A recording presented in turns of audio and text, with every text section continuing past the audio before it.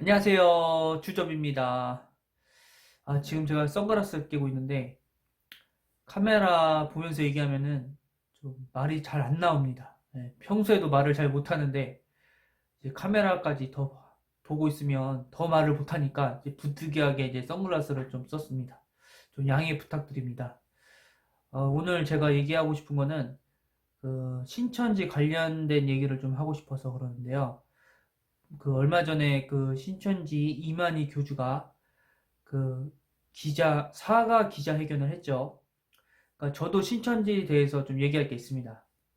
그게 뭐냐면은 이제 신천지에서 제가 도망쳐 나온 이야기. 예. 그 얘기를 잠깐 해보도록 하겠습니다. 저는 이제 군대를 전역하고 학교를 복학하면서 이제 신천지에 빠지게 됐는데요. 이제 학교를 다니면서 이제 집에 가는 길에 성경책을 제가 읽고 있었는데 어떤 이쁘장한 여자분이 저한테 다가오셔가지고 성경에 관심이 있냐고 그렇게 물으시더라고요. 그래서 저는 성경에 관심 있다고 하니까 자기랑 같이 성경 공부를 할 수 있겠냐 이렇게 묻더라고요. 자기가 성경 공부를 좀 열심히 해서 성경을 좀 안 돼요.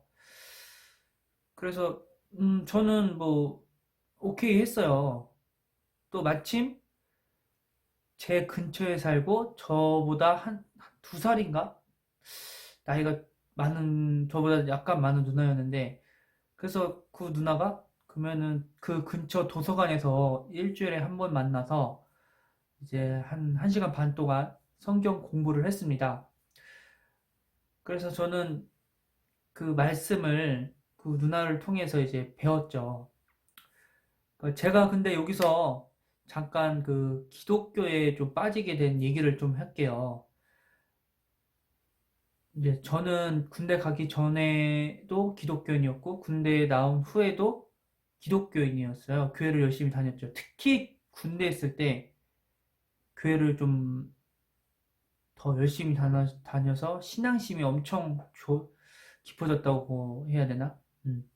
왜냐면은 군대에서는 저 때만 해도 이제 1병, 2병 때 굉장히 이제 구타 가혹행위가 많았어요. 그래서 약간 도피처? 그런 걸로 이제 교회를 자주 갔어요. 그래서 수요 예배 가고, 토요 예배 가고, 뭐, 일요 예배 가고, 일주일에 세 번을 제가 갔어요. 그러니까 밖에서는 사회에 있을 때는 일주일에 한 번밖에 안 가던 사람이 군대 가서는 일주일에 세 번을 갔습니다. 네, 그러니까 고참들이 더 싫어했겠죠. 그렇게 교회에 대한 그 신앙심이 깊어지면서 해도 이제 교회를 다니면서 신앙심이 점점 깊어지고 있는 상태였죠. 그때 마침 저는 이제 호기심이 좀 있어서 이 성경에 대해서 너무 궁금해가지고 이제 나름대로 이제 그냥 책을 읽고 있었어요. 어, 제가 다니던 교회에서는 그 성경에 대해서 집중적으로 이제 공부를 이제 하진 않았기 때문에 성경책을 읽으면서 이제 저 혼자 이제 좀 갈증을 느끼고 있었죠. 그때 마침 그분이 저한테 다가와서 성경 공부를 하자라고 했기 때문에 저는 실제로 같이 공부를 하면서 그 성경에 대한 그 목마름이 어느 정도 해소는 됐어요. 이제 한 달 좀 지나다가 어, 그 누나가 이제 저한테 제대로 된 성경 공부를 한번 해보지 않겠냐 그렇게 얘기하길래 저는 그때 이제 졸업을 하고 이제 좀 취업을 알아봐야 되는데 이제 이 생명의 말씀이기 때문에 이 성경이 그때는 그렇게 제가 생각했거든요. 그래서 이제 진리가 정말 중요하다. 이제 그래서 알겠다. 이제 취업을 이제 생각도 안 하고 이제 생명의 말씀이 중요하다고 해서 이제 가겠다. 근데 마침 저희 동네에서 그런 프로그램이 있다는 거예요. 6개월 과정인데 월요일부터 금요일까지 2시간씩 그걸 해야 된다. 공부를 해야 된다. 그래서 제가 이제 갔죠. 음, 갔는데 무슨 2층에 어떤 사무실을 빌려서 그 무슨 학원처럼 이제 책상이랑 뭐 그런 게 있는 거예요. 갔더니 저랑 비슷하게 혼자 온 분이 좀 많았어요. 한 15명인가? 하여튼 그 정도 있었는데, 이제 제가 이제 들어보니까, 이제 저처럼 이제 성경에 목마른 사람이 오는 사람도 있고, 하나님의 교회에서 온 사람도 있고, 또 여호와의 증인, 제7의 안식일, 뭐 이런 데서 오는 사람들도 있더라고요. 그리고 거기에서 이제 가르치는 그 선생님들도 그 현직 교회 그 장로교 이런 데 현직 목사님, 전도사님이셨던 거예요. 그러니까 그런 분이 더 가르치니까 더 믿음이 갔죠. 네. 이제 그러다가 이제 창세기부터 이제 처음부터 공부를 합니다. 근데 그 말씀이 비유풀이가 굉장히 많아요. 성경에 보면은 비유풀이가 굉장히 많습니다. 그래서 그 비유를 막 풀어주는데 이게 짜릿기라고 하죠. 근데 그게 새로운 말씀이었어요. 그래서 와, 막 되게 좀 성경의 이제 진리를 안다고 해야 되나? 좀 되게 뿌듯했어요. 네, 그 성경 풀이가. 근데 그도 그럴 것이 이제 성경을 찾아가면서 이제 그럴듯한 말을 하면서 얘기를 하니까 이제 지식이 없던 사람은 그게 다 흡수가 됩니다. 고지고대로. 네. 이게 말씀이 정말 그럴듯해요. 이제 지금이야 좀 이제 그런 신천지에 관련된 게 안 좋은 그런 게 많았지만은 제가 그때 13년 전 얘기니까 그때는 진짜 이게 파격적인 말씀이었어요. 그리고 신천지에 대해서도 뭐 아직 잘 모르는 시기였으니까. 그리고 이런 사람들은 신천지라고 절대 처음부터 밝히지 않아요. 그 누나도 신천지라고 얘기는 안 했어요. 하여튼 그래서 그 성경 공부를 일주일에 5번씩 2시간씩 빠짐없이 열심히 제가 다녔습니다. 그 다니는 순간에도 그 거기 선생님들이 저한테 되게 잘해 주셨어요. 뭐 제가 밥을 안 먹고 오면 뭐 떡볶이집 가서 이제 그런 걸 사주고 그러니까 개인적으로도 되게 잘해 주셨어요. 어, 그래서 이제 창세기부터 공부를 하는데 이제 저도 이제 좀 의문이 들거나 좀 그런 사항이 있을 거 아니에요. 그러면 제가 다니는 교회가 또 있으니까 이제 이 신천지 말이 맞는지 이제 제가 이제 거기 전도사님한테 물어보면 이제 똑같은 말씀을 하시는 거예요. 그러면 아 이거 진짜다. 이거는 진짜다. 그래서 더 열심히 더 신앙심이 더 깊어졌죠. 신천지에 대한. 이제 그러다가 이제 5개월 가정이 되면서 이제 계시록이 넘어갑니다. 계시록 가면은 온갖 그 비유적인 표현이 굉장히 많습니다. 뭐 하늘을 구름 타고 온다 예수님이 또 7개의 머리를 가진 뭐 10개의 뿔 뭐 그리고 불기둥 막 오만 비유적인 표현이 많습니다. 그래서 일반인들이 계시록을 보면 좀 이해가 잘 안 돼요. 너무 비유적인 표현이 많아서. 근데 신천지는 이제 그런 비유적인 표현을 되게 잘 푸니까 이제 더 신기하죠. 이제 그러다가 이제 계시록에서 이제 그 재림 예수가 나오잖아요. 근데 그 문구를 이제 우리는 이제 교회 다니는 사람은 이제 재림 예수가 온다 그렇게 얘기를 하는데 거기 신천지에서는 재림 예수가 아니라고 얘기를 해요. 다른 분이라고 얘기해요. 약속하신 뭐 목사님, 뭐 목자, 뭐 이런 식으로 뭐 얘기를 한단 말이에요. 그것도 성경을 이제 찾아가면서 이제 찾아줘요. 예수님이 아니다. 제가 그때 너무 되게 혼란스러웠어요. 내가 배웠던 거는 이제 재림 예수님이 오시는 건데 다른 사람이다. 그때 너무 혼란스러워가지고 제가 또 거기 신천지 그 선생님한테 물어봤어요. 그러면 그 사람이 누구냐? 그제서야 얘기해줬어요. 그 이만희 교주라고 그리고 신천지라고. 이제 그때 제가 막 그 인터넷 검색도 해보고 그랬는데 약간 부정적인 얘기가 좀 더 많았어요. 신천지에 대해서. 그리고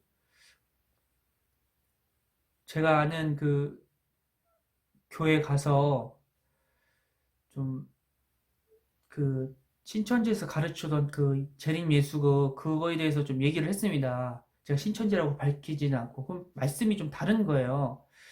제가 너무 더 혼란스러운 거예요. 그래서 제가 그 신천지 그 선생님한테 여쭤봤어요. 내가 다니는 교회에서 이렇게 가르치는데 계시록 부분을 다르다 지금 말씀이 그래서 너무 혼란스럽다 하니까 거기 선생님 신천지 선생님이 제가 다니는 교회를 가지 말라고 그랬어요. 다니지 말라고. 거기. 그래서 저는, 거기서 더 힘들었어요. 선택을 해야 되는데, 어디를 가야 되나. 두 개는 다 못 다닐 것 같고, 그래서 제가 그 신천지 선생님한테 그, 그 교주를, 그러니까 이만희 교주를 직접 만나고 싶다. 제가 그 말씀을 드렸는데, 좀 그분은 바쁘셔서 뭐 저를 만날 그게 시간도 안 된대요. 그래서 저는 어떤 생각이 들었으면 그때 이제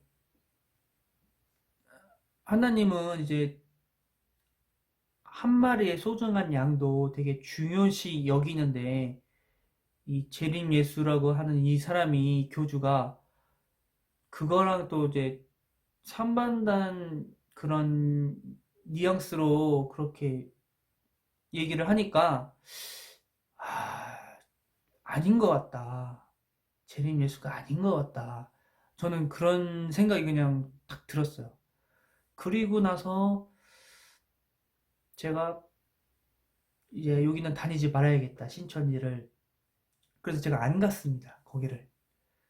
이제 그러고 나니까 그 저한테 이제 말 걸었던 그 누나가 이제 전화를 막 합니다. 그래서 제가 아예 못 다니겠다가 제가 좀 그랬어요. 또 계속 전화가 와요. 그럼 이제 전화를 안 받죠. 이제 안 다닌다고 하는데 계속 전화가 오니까 이제 그렇게 해서 이제 신천지랑 이제 끝난 거죠. 저는 그 신천지 그 관련해서 그 막 사람들 막 부모 자식 배우자가 막 신천지 막 가가지고 뭐 이제 현혹돼가지고 이제 못 나오잖아요. 이제 그런 거 보면 좀 되게 개인적으로 좀 안타까워요. 이제 신천지에서 이제 가끔씩 이런 말을 해요. 그 예를 들어서 마가복음 10장 29절, 30절에 보면 이런 글귀가 있어요. 예수께서 가라사대 내가 진실로 너에게 이르노니 나와 및 복음을 위하여 집이나 형제나 자매나 어미나 아비나 자식이나 전토를 벌인 자는 금세 있어 집과 형제와 자매와 모친과 자식과 전토를 100배나 받되 핍박을 겸하여 받고 내세의 영생을 받지 못할 자가 없느니라. 이런 귀절이 있단 말이에요. 근데 이 구절이 그 그러니까 한마디로 말하면 이제 예수님과 이제 복음을 위해서 희생하면 모든 걸 다 버리면 이제 죽고 나서 이제 영생을 얻는다 뭐 이런 뜻인데 이거를 그 문자 그대로 해석하면 되게 위험한 발언이란 말이에요. 이거를 되게 신천지에서 인용을 한단 말이에요. 부모나 형제보다 이 복음이 더 중요하다, 말씀이. 예? 그러니까 음, 우리 신천지를 좀 따라야 된다, 뭐 이런 뉘앙스로 말을 한단 말이에요. 근데 이게 그런 걸로 그렇게 해석하면 안 되는 건데, 이제 이런 글귀가 성경책에 보면 비슷한 게 좀 몇 개가 있습니다. 이제 그런 걸 인용을 해서 이제 가족이랑 이제 좀 이렇게 떨어져라 뭐 그런 식으로 이제 얘기를 하거든요. 그래서 이번 신천지 그 코로나 사태에 보면 제가 예전에 다녔긴 했지만은 이번 기회에 좀 사이비 그런 이단이나 이런 게 좀, 좀 근절이 됐으면 좋겠어요. 네. 이게 참 무서운 게, 그, 특히 종교라는 거는 이제 내가 마음이 이제 약하거나 어려운 상황에 있거나 뭐 지푸라기라도 좀 잡고 싶은 심령이 있으면 뭐 종교도 그렇지만은 뭐 사기꾼도 그렇고 이게 이제 그런 걸 이제 이용한단 말이에요. 네. 그래서 이제 그때는 또 정신이 없어요. 네, 뭐라도 잡고 싶고 위협받고 싶으니까. 그러니까 그때는 이제 정신이 없으니까 이제 조금만 잘해줘도 이제 마음의 문을 탁 연단 말이에요. 그러니까 그거를 되게 조심해야 되는데 그 마음이 연약한 상태는 당하기가 좀 쉽죠. 그러니까 이게 뭐 누구든 빠질 수가 있단 말이에요. 뭐 신천지니까 나는 무조건 뭐 안 빠진다 뭐 이런 게 아니란 말이에요. 이게 뭐 신천지 빠진 사람들은 바보다. 뭐 그렇게 단정하기가 좀 어렵습니다. 왜냐면은 자기도 빠질 수 있다. 충분히 일반인 사람들도. 예, 저는 그렇게 생각합니다. 이상 주저비가 신천지에서 도망쳐 나온 썰이었습니다. 안녕히 계세요.